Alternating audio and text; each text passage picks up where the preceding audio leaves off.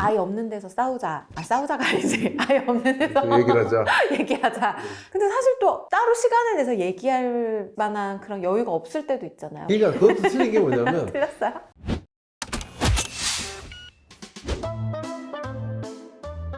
남궁 사장님, 네. 부모가 되고 났더니 제일 드는 걱정 중에 하나는 아이 앞에서 싸우면 안 되는데, 정말 안 좋다는데 실제로 아이한테 어떤 영향을 미치나. 부모가 아이를 키울 때 제일 염두에 두고 보장해야 될 게 아이의 안전 보장이죠.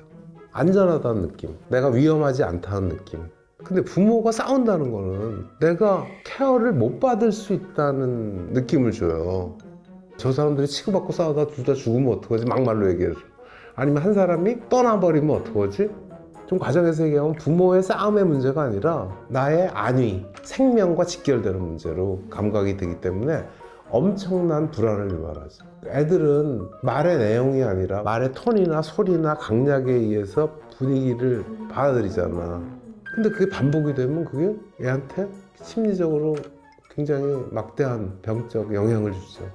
어떤 영향을 미칠 수 있어요? 아니, 항상 불안하지. 애가 안정감이 없어지고 성인이 돼서도 마찬가지. 우리가 그 뭐 PTSD를 겪은 사람은 뭐 10년, 20년이 지나서도 막 그게 막 리바이벌이 된다든지 뭐 사람의 표정이 없어진다든지 대인관계 문제 이런 게 생기는 것처럼 마찬가지로 그런 여러 가지 정신적인 성격적인 결함이 생길 가능성이 좀 많아지죠. 안정감이 없고 불안이 많아지고 심하면 피해적인 사고에 많이 사로잡히고, 사실은 결핍보다도 어쩌면 더 클지도 몰라요. 부모가 한부모 그런 가정이 많잖아. 예를 들어서 엄마만 있거나 아버지가 있거나 그때 굉장히 스테이블하고 안정되게 지내는 것보다 매일 싸우는 집안에서 자라나는 애들보다 정서적으로 훨씬 낫다니까.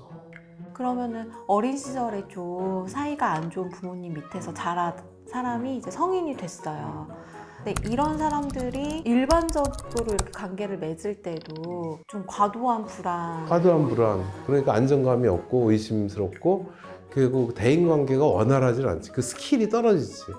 엄마 아빠가 이렇게 사랑하고 이렇게 둘이 친하게 지내고 이렇게 해주니까 엄마가 참 좋아했고, 엄마가 이렇게 할 때 아빠가 좋아했고, 이런 걸 보면서 자기도 교육이 될 거 아니에요. 그래서 내가 내 메이트를 만났을 때 이런 식으로 접근을 하고 이렇게 해주고 하는데, 얘는 맨날 싸운 것뿐이 못 봤다고 생각을 해보세요. 그러면 어떻게 해야지 이 여자가, 이 남자가 나를 좋아할지를 내가 모르잖아. 그러니까 그런 데서는 바보인 거지. 그럼 상대방이 볼 때는 쟤는 어떻게 저렇게 행동을 하고 틱틱거리고 그러냐? 그러면 그 사람의 대인관계 문제가 생길 거 아니에요. 남녀관계뿐만 아니라. 그런 트레이닝이 안 되고 본 게 없으니까. 그리고 얘는 있잖아, 대인관계 볼 틈이 없어. 살아남아야 되니까. 그러니까 그런 거에 집착을 하게 되는 거지. 조금만 위협의 시그널이 있으면 막 엄청 경계를 날이 쓴다든지 그렇게 될 수 있죠. 그러면 이게 아이 없는 데서 싸우자. 싸우자가 아니지. 아이 없는 데서 얘기를 하자. 얘기하자. 근데 사실 또 따로 시간을 내서 얘기할 만한 그런 여유가 없을 때도 있잖아요. 뭐 애들 자고 막 이렇게 하고 나면. 그러면은 이게 이제 해소가 안 된 상태로 그 다음날 될 수도 있는데. 그러니까 그것도 틀린 게 뭐냐면 틀렸어요? 분노는 분출을 해야지 해소가 된다는 잘못된 생각이에요. 내가 남궁마트에서 굉장히 여러 번 얘기했는데, 분노는 조수간만과 같아서 항상 그 높이로 와 있는 게 아니라 왔다간 빠지고 빠졌다간 올라가고 하는 거거든요. 그래서 내가 경험해 보면 아주 특별한 게 아니라 보통 일상생활에 일어나는 분노는 5분을 못 넘겨요. 물론 그 원인이 되는 그 감정은 남아있지만 5분이 지나면 막 당장 어떻게 막 목을 확 졸라버릴 것 같은 그런 느낌은 빠져버린다니까. 그러면 훨씬 더 이성적으로 얘기를 나눌 수가 있어요. 예를 들어서 남편이 뭐 죽을 짓을 해서 싸우질 않잖아요. 사소한 걸로 싸우다 보면 그 사람이 승복을 해보질 않고 그거에 대해서 반대를 얘기하면 내가 더 흥분을 하고 이쪽에서 이렇게 해서 올라가는 거잖아. 근데 있잖아, 그렇게 됐는데 예를 들어서 애가 저쪽에서 그릇을 하나 깨잖아? 그럼 애 야단치고 그릇 치우다 보면 한 5분 지나갈 거 아니에요. 그릇도 아깝고. 근데 아까하고 똑같은 감정을 갖고 남편하고 안 해. 톤 다운이 된다니까. 자, 잠깐 요 감정 그대로 갖고 볼일 보고 와서 그 다음날 와서 여기? 그거 절대 그렇지 않다니까. 그러니까 모든 분노는요, 막 화가 날 때 어떻게 하라고 그랬어?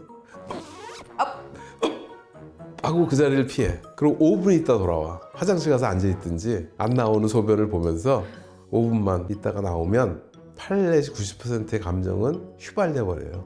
이 방에 아무도 없어 여기 아니면 저 앞에 화장실 가서 2, 3분만 있어도 훅 가라앉는다니까. 그러니까 분노는 그렇게 오래 가질 않아요. 부모를 죽이는 왼수 이런 건 오래 갈 수 있지만 아기를 위해서는 감정 조절을 잘 하셔야 되는데 특히 분노는 순간만 넘기면은 대부분의 분노는 사라지거든요. 그래서 그 순간을 5분, 5 minutes을 내가 어떻게 잘 넘길 건가.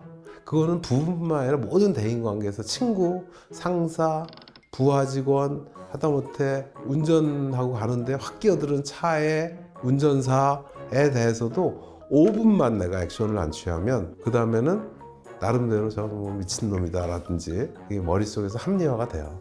근데 그게 나는 간단하게 5분 안에 해결을 하지만 어쩌면 애들한테는 자기 자식한테는 정말 큰 선물을 주고 있는지도 몰라요. 걔네는 우리 부모는 안 싸워 이런 애들은 있잖아요. 굉장히 자신만만하고 당당해.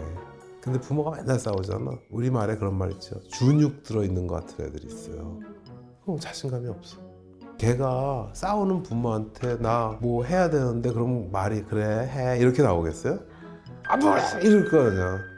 그러니까 그게 나중에도 사람 대인관계 특히 뭐 선생님이라든지 윗사람하고 관계에서 자꾸 피하게 되고 겁을 내고 그런 게 될 가능성이 많지. 2026년을 화목하게 지내자. 분노 표현하지 말고 분노는 표현해야만 없어진다는 착각에서 빨리 벗어나셔야 됩니다. 분노 표현을 하면 병 생긴다고 그러고 보통 분노 표현하다가 병이 생기죠. 그러니까 분노는 아무짝에도 도움이 안 돼요. 싸우지 마세요.